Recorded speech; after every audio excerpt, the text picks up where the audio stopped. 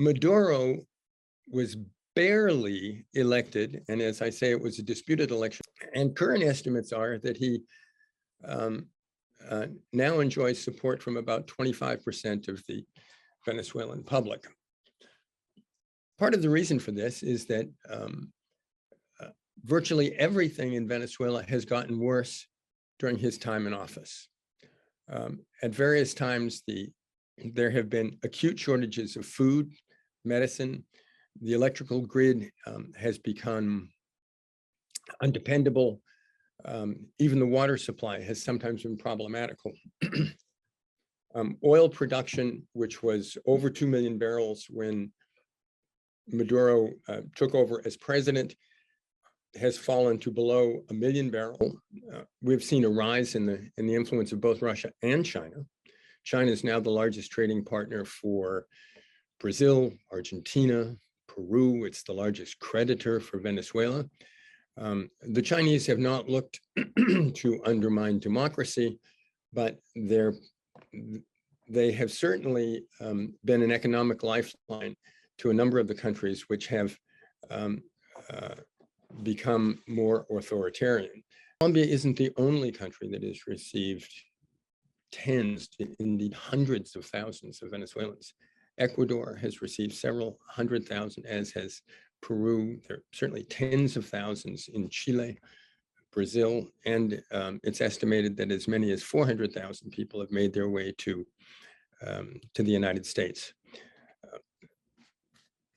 This certainly, in a country of originally of 30 million, now probably about. Recently, the Maduro administration has progressively moved military men into many key positions affecting the economy and the delivery of services.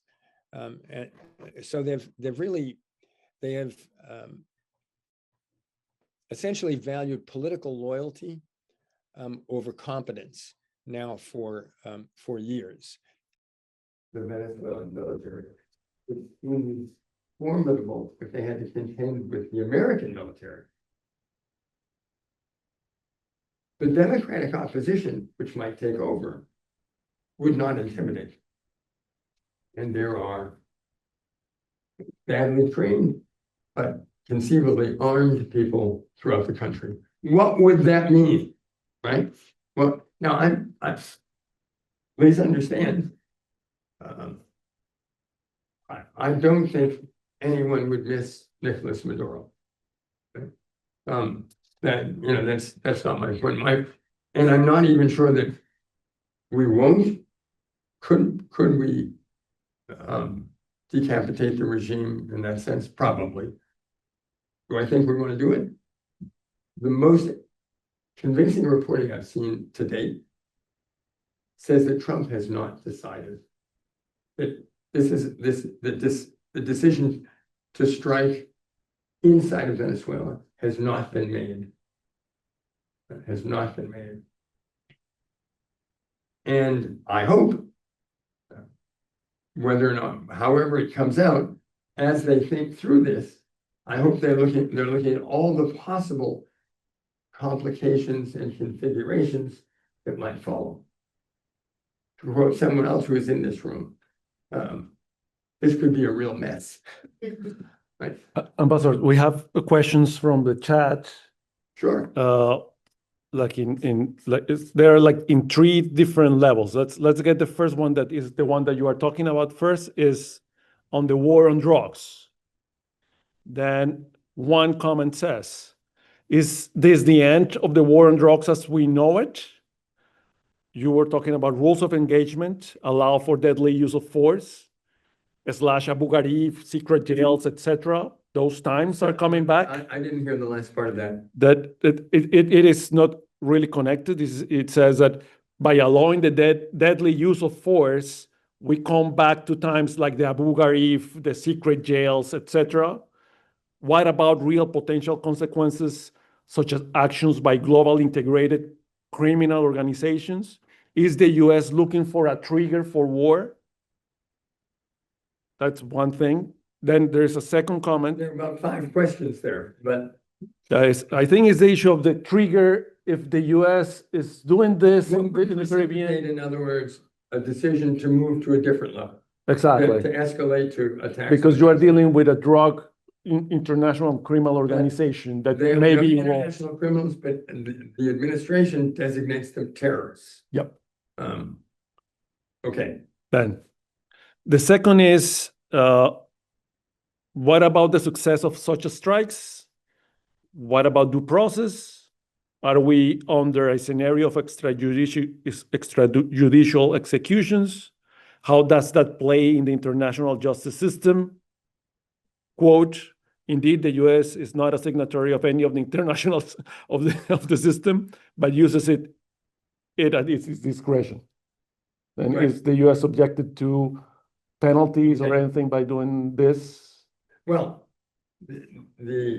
okay, read the third one, and I'll try to answer the questions I can. And the third one is, so the OIA has been broken now also by the US, by interfering now by the US. American Democratic Charter? Yeah. Yeah, the answer to the last one, I would say, is no. Understanding that there's an internal logic to what the administration is doing, whether or not you agree with it. It is that there is no legitimate government right now in Venezuela. There is a criminal group in charge. And the head of the regime is in fact the head of a cartel. And when we assert the existence of the Cartel de los Soles, remember that sol means sun, right? So what are the soles? They are the symbols for general officers that they use instead of stars, right? So this is a way of asserting that there is senior military complicity in the regime's drug smuggling, and that it's organized because it's the military. So first, do I think from the point of view of the administration that that we are in violation of the Inter-American Democratic Charter? No, because neither the drug traffickers nor the narco terrorists in charge of Venezuela, according to the administration, constitute a legitimate government. Right. Now, again, one can argue with that, but that's, I think, both to some degree implicitly or to some degree explicitly and absolutely implicitly, that's the position they're arguing. Now, in terms of due process, if we are involved in a military conflict, then considerations of due process for a law enforcement activity, I think they would argue, do not apply. Right? It's just that simple. That they are considered enemy combatants, not simply criminals. There were many parts to the first question, but I do think we've seen a shift in the way the U.S. wants to engage in the drug war, right? And I think it flows from a couple of different things. Number one,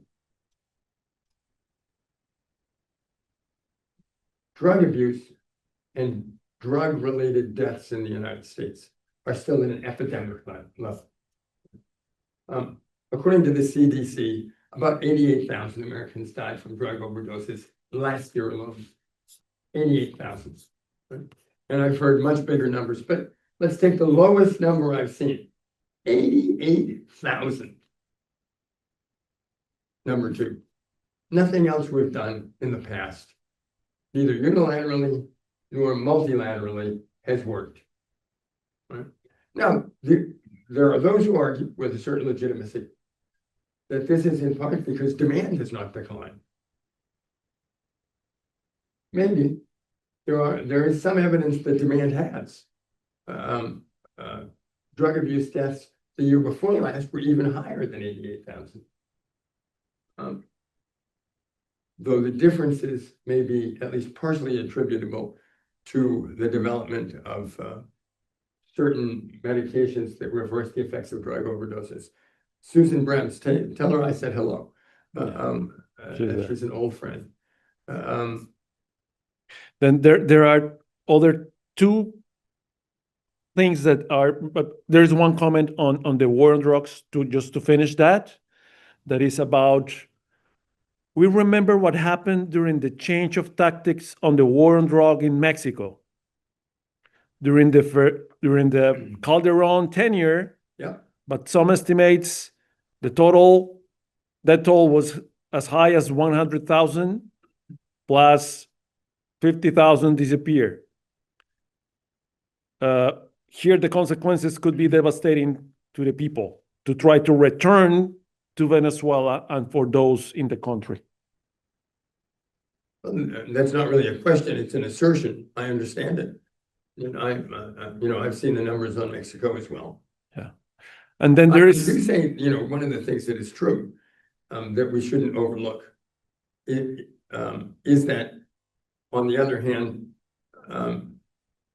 the operations inside of Mexico were conducted by Mexicans, not by us. And there was a legitimate elected government in Mexico. And the US would argue that there is no legitimate government, that Maduro is not a legitimate, they've said explicitly, Maduro is not a legitimate president, right? And all of the operations so far have been on the high seas and have been in international waters. So there are differences there. Okay. And now there is like a second series of questions that I extracted. Now I cannot see them here. Is about the larger picture. One is, what is the so-called Trump/Monroe doctrine? Have you heard about it? As seen in the documents posted and then deleted by the White House? That's one. It's about U.S. It's not only Venezuela, it's a larger presence of the U.S. in Latin America in this administration. Well, beginning, what I would say is that the administration has undertaken a broader approach to counter-narcotics than just the Venezuela piece. They've negotiated a new agreement. I think it's largely about information sharing, but involving cooperation with Mexico. We also negotiated something with Ecuador, and I believe the administration made a grant of $20 million to Ecuador to help with the development and training of their security forces, dealing there too with major international criminal organizations.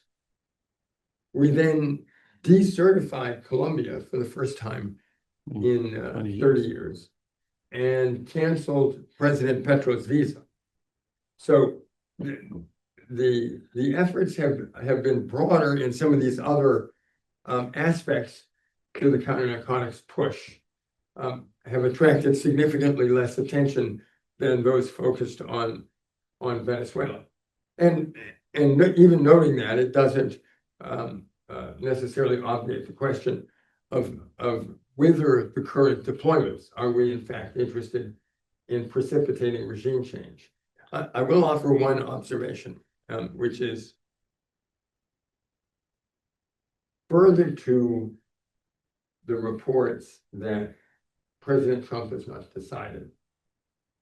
I suspect that is true because we have not hit them yet. My sense is he definitely would prefer not to. The ideal outcome would be for Maduro to step down, or for the military to remove him as they once did President Chavez.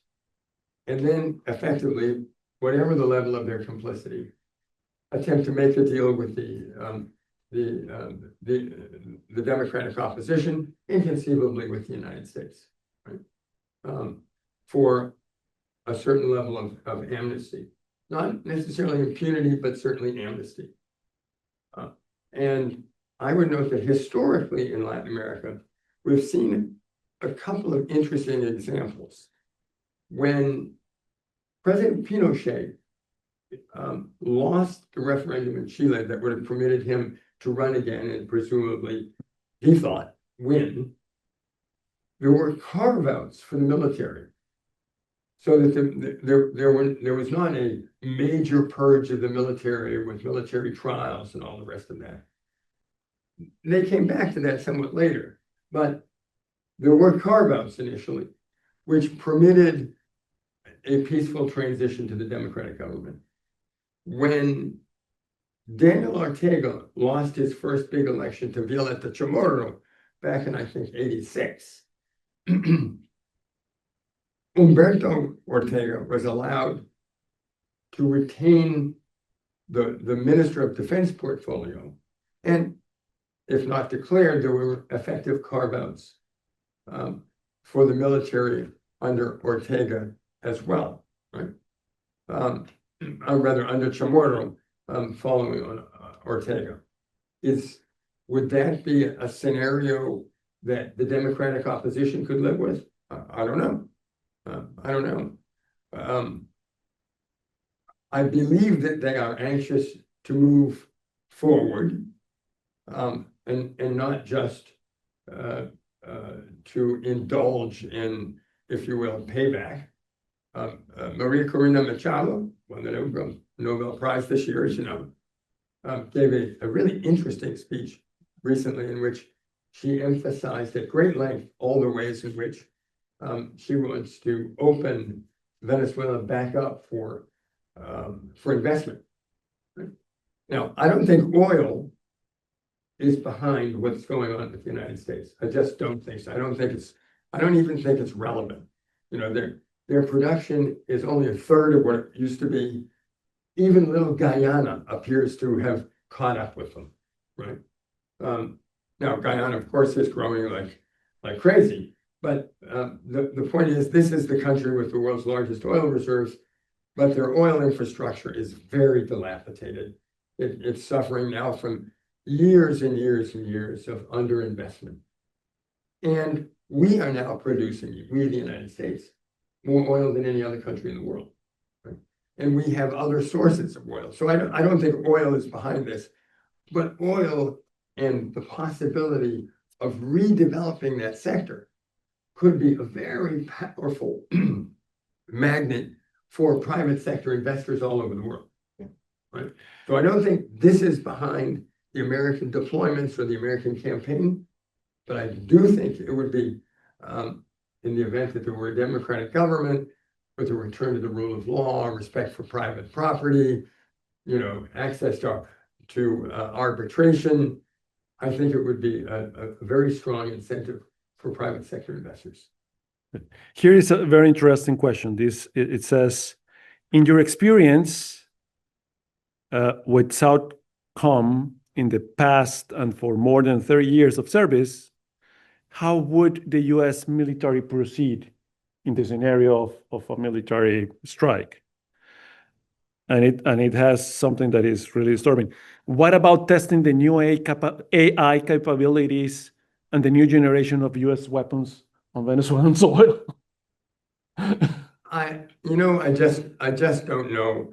One of the things that I have said in the past, prior to the arrival of the aircraft carrier Gerald Ford, was we have an extraordinarily capable deployed force, but it still looked too small to mount an invasion and occupation of the country.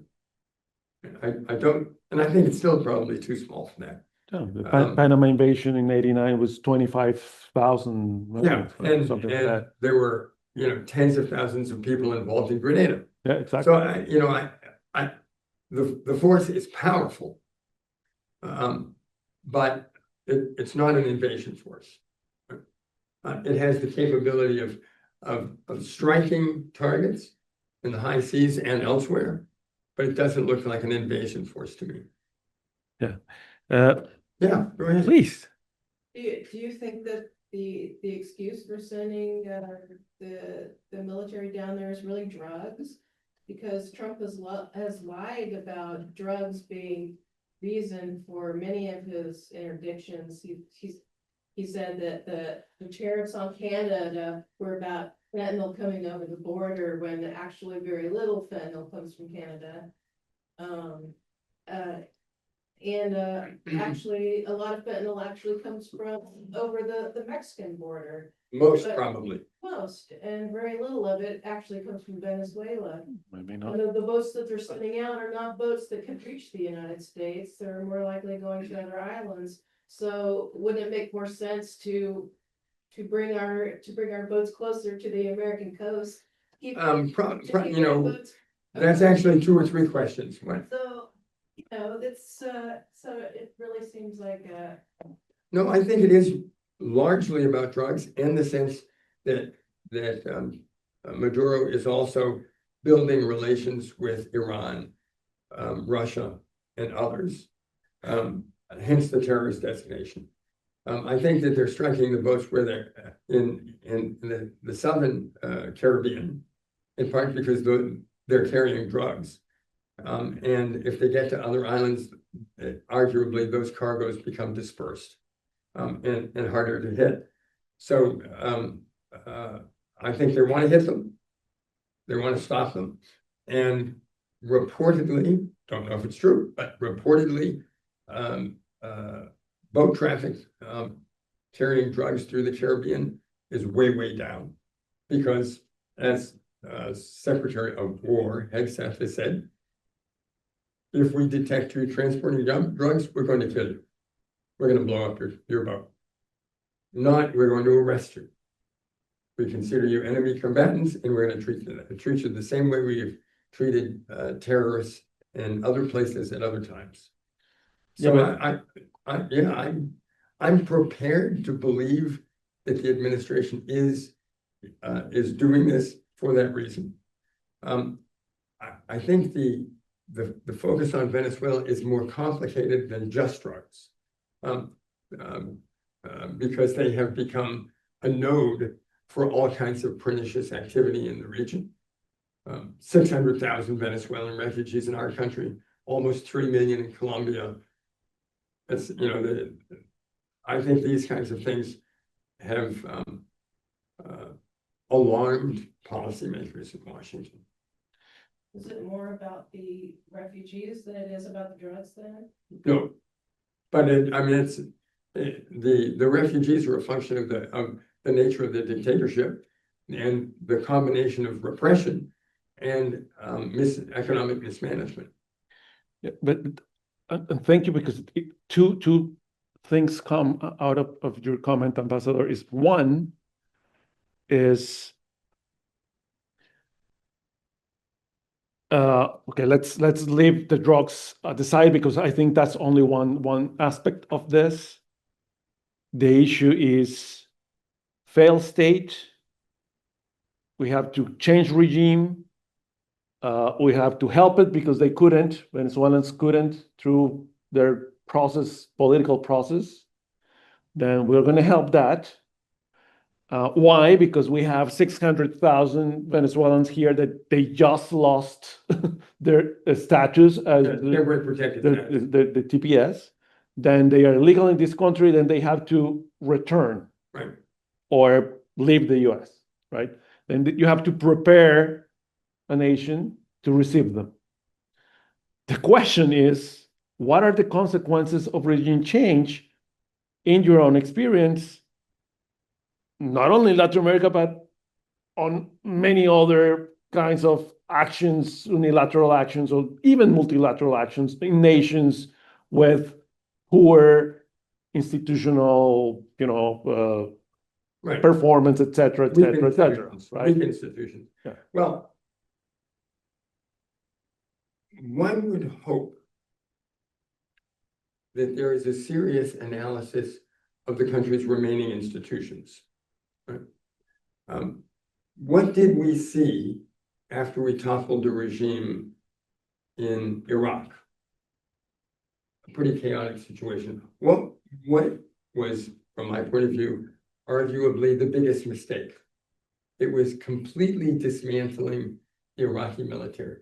Now, there are those, I know, who have more experience than I who disagree with that.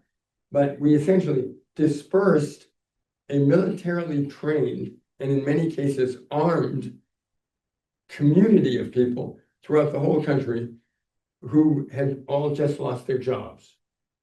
Right? And we had destroyed much of the country's infrastructure. Right? So we then ended up with another decade of sort of lower level conflict. What happened in Libya? Right? Once Gaddafi was killed. Something similar. On the other hand, we removed Noriega. There was a substantial American presence, and we worked with the Democratic opposition and helped, I think, to midwife a very successful transition back to democratic government. Respect for human rights, the rule of law, respect for private property, etc.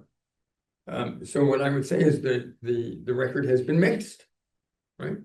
The record has been mixed, and what one hopes is that those studying next steps also look back and over the horizon, as in, okay, what have we done well and badly in the past? What worked, what didn't work, right? Can we identify steps that we took that were problematic, or steps that we should have taken that would have helped? And looking ahead, not just what are the best case scenarios, but what are the worst case scenarios, right? My working assumption is that the Venezuelan military, however formidable they may believe themselves to be, could not put up much of a fight against the American military because of our experience and our technology, etc. But we know that there are lots of weapons in the country. So what's the worst thing that could happen? The worst thing that could happen might very well be some sort of civil unrest that is sort of widespread and maybe Hydra-headed, as in, you know, we know that there has been contact, I don't know about how much cooperation between the ELN and the government. We know that the Cubans are there. We know, and there are others on the ground. So assume that Maduro, we don't have to assume that we take him out. Assume that he's forced out or suddenly decides, okay, if we can if we can identify somewhere to go that is acceptable, I'll leave. Let's assume that he does that. I don't think he's going to right away, but let's assume that he does. What's the worst that could happen? I think it is incumbent on policymakers to work through all of the negative things that might happen. I'd love to see Edmundo Gonzalez and Maria Corina Machado and a whole bunch of other people I know running the government again. That they're competent, they're smart, they you know, they've learned some very tough lessons over the last 25 years. But we might be too optimistic in just assuming that everyone whose interests are in danger, everyone is just going to roll over. Right, so what's going to happen, and what do we need to prepare for if that happens? Do we need to prepare a security force? Right? I don't just mean if we invade or if we hit them, but let's say there's a change of government. We don't want another Haiti. Yeah, I mean, and it's precisely that, Ambassador, because for the longest time, the opposition, their work and their interest and their energy has been in regime change, right? Trying to topple the government through democratic means, right? Has been the opposition? The opposition in Venezuela, right? The legitimate opposition, Guaido and Corina and all of these people, right? And we don't know if they are really thinking on the day after. Now we have a different scenario. Well, a scenario that- Farina Machado is thinking about the day after. Exactly. But the day after is what you are saying. We have a military establishment in Venezuela that is also connected to whatever designation of a foreign terrorist organization that is not legitimate. We haven't seen the opposition trying to bridge the military, because the military has been supporting the regime for the longest time. They have declared this week, the government of Maduro, that they will go into guerrilla style fight if they are invaded, or then de facto we see that is going to be, I mean, it is an unequal kind of whatever warfare will be from both sides. Then the scenario of the day after is just really bad. Yeah, And then we have Colombia that doesn't have, they still have, there's not a U.S. ambassador in Colombia. It's just well, there's a very experienced guy there. yeah, but he's not he is an appointee, but he is not an ambassador, and he could be kicked out any moment because of all the things that are going on. Then the let's say the largest recipient of displaced Venezuelans is Colombia. We have Brazil there also. I mean, we are seeing the possibility of huge destabilization in the entire region. Brazil, Colombia, Ecuador is a net receiver of Venezuelans. Peru is net receiver of Venezuelans. Oh, hugely. Then we see a clear scenario of more destabilization without a regime, whatever it is. The scenario. Well, I understand your concern. There are a couple of things I would mention in terms of them sort of initiating a guerrilla war. Multiple, because there are lots of resources, not only oil, gold, and but they won't have some of those resources. The regime knows perfectly well that they were overwhelmingly rejected at the ballot box, despite their efforts to undermine the Democratic opposition. They still lost about 70% of the vote.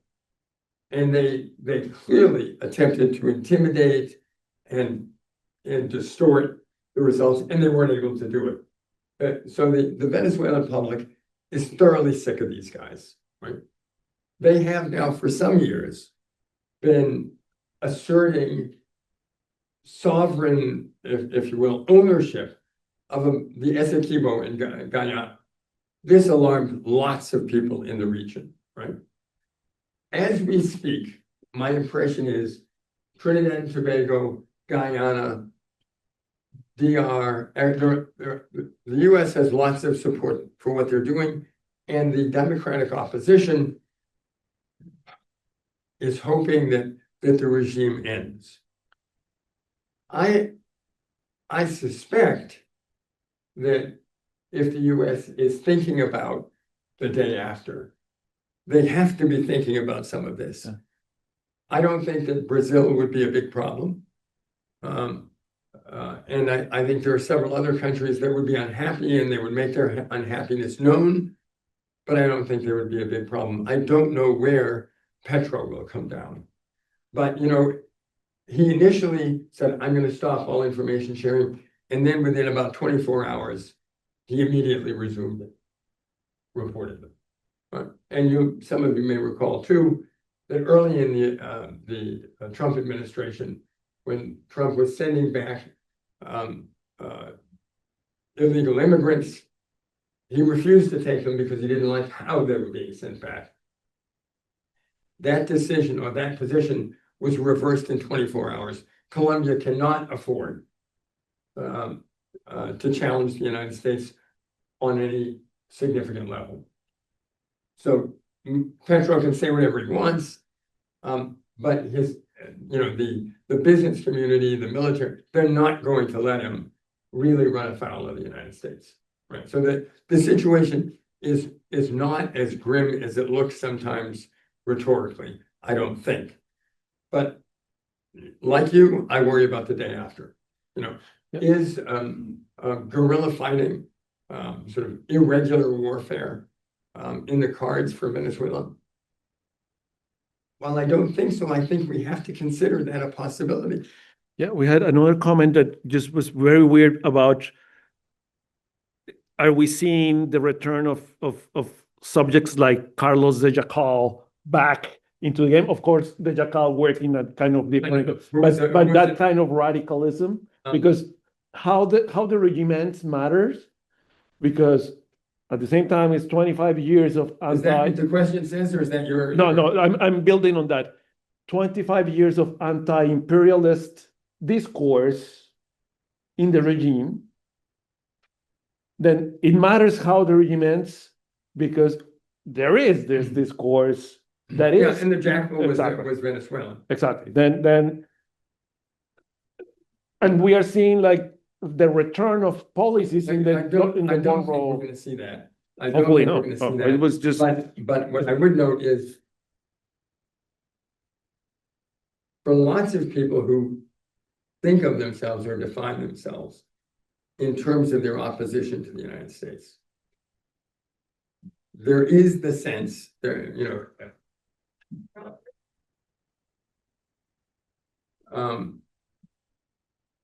they have to understand, if they look at Grenada, if they look at Nicaragua, if they look at Libya, if they look at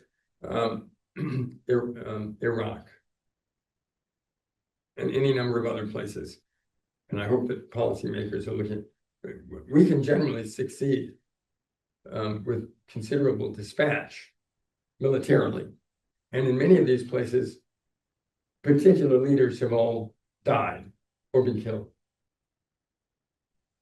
Where we have fallen down has frequently been in the period after formal force-on-force military conflict. Right?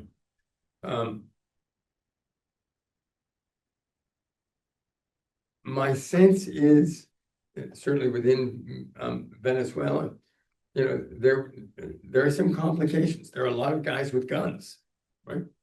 Do I think they're actually going to want to challenge the United States if the US decides to go after them? I expect not, but Venezuela is a heck of a lot bigger than Panama. Yeah. Obviously, these are considerations which one hopes that policymakers in Washington are considering.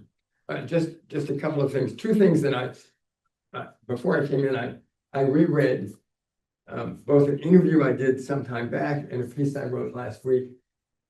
At the end of the interview, someone said, well, does Maduro survive? And I said at the time, and I'm not sure I've changed my mind, the regime has proved more resilient than many people expected. Right? They've been there a long time. So that's a point. Now, this has been possible because they've had just enough income from the oil to pay for what they needed to pay for, and they didn't care about world opinion. Right? That's true. President Trump has said this is not about regime change. Okay. How do you square that with the designation of the head of the regime as the head of a cartel? And this is a quote, a fugitive from American justice. You know, I'm not sure. I'm sure they are wrestling with these issues in Washington. I guess I better stop there. Another question or two. Well, our Venezuelan friend here, do you disagree with things that I said? What's your sense of? No, I think it's a point of view very accurate, in my view. Definitely Maduro didn't won the election, and is not a legitimate president. That's it. Yeah, you know, I was saying that counter-narcotics operations haven't worked, but it's also interesting to note that there have been a whole series of efforts, internal and external, to convince Maduro to either give up power or to hold legitimate elections and respect the results. And they haven't worked either, It's not gonna work. right? They have not worked either. And in fact, Hugo Chavez, his brother, and others, they have all always insisted in public that they would not give up power. Is that accurate? Yeah. They have insisted they will not give up power. So if in fact we spell success, Maduro is gone, we have to take a different tact than we have in the past. If in fact that's not the point, then, you know, then effectively making him irrelevant might be sufficient. I don't know what that means, but it's, you know, other strategies for the last 20 years have consistently failed, in part because there was nothing that was going to happen politically that was going to force them to give up power, and they would do whatever they needed to do to repress the democratic opposition in ways that, at a minimum, would not precipitate an outside intervention. Walter? Yeah. Dolly? But is there any indication that Maduro and some of the close people on him would just fly to Turkey and leave? Well, not so far, but I'm not sure Turkey wants it. Or Moscow? Or, yeah, I don't know. You may recall, because we've chatted off and on for a long time, that I wrote a piece for the Council on Foreign Relations years ago saying, looking for an off-ramp for Venezuela.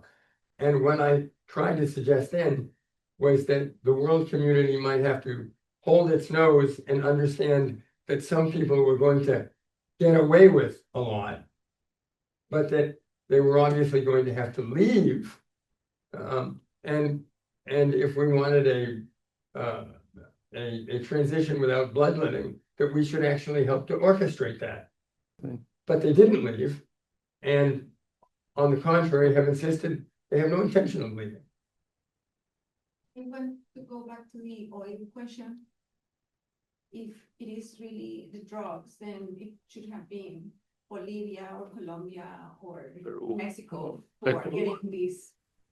If it is really fear of the left becoming powerful and expanding throughout countries, it could be other places.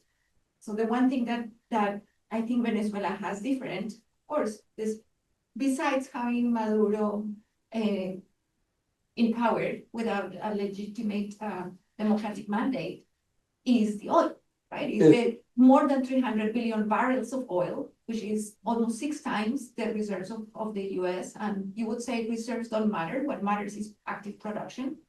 But with the money, you can put very quickly, in a couple of years, you can put them to produce. Now, oil used to be irrelevant, or was going to become irrelevant under Biden's government. And yet, when the Ukraine war started, that weekend, that Sunday, Biden had to send negotiators back to Venezuela to start buying again the oil from Venezuela. So back a long time ago, Venezuela used to provide 15% of the oil consumed in the United States. It's still not the case that they wouldn't. This was in the 2008, 2010. It was like, I think still, or before then, 50, yeah, maybe the year 2000s. 15% of the oil in the US was from Venezuela. And in fact, yeah, actually, it's a smaller percentage, but because I worked, that was my portfolio, but that's right, hard to refine because it's, but the US refineries are built to refining that oil, and that's why they started buying back that oil. Now, even under Biden government, when we had an IRA and a commitment with renewables, and it seemed that oil was going to become irrelevant, and a lot of those reserves were going to stay on the ground forever. There was a need to buy oil from Venezuela. Today is a very different story. Oil is not as badly regarded as it was under Biden's government. And we want to win the AI war against climate. And the only way to win the AI war is providing all the electricity you need for your AI. We talk about 100 gigawatts of new power capacity needed for AI. We cannot build anything fast. The one thing we can build fast that provides electricity 24/7 is diesel generators. And You're totally correct. I agree with you. What I would note though is when you talk about the percentages that went to the United States, you're talking about a percentage of foreign oil to the United States. yes, foreign import, Right, that's right. right. Different So imports the total for the US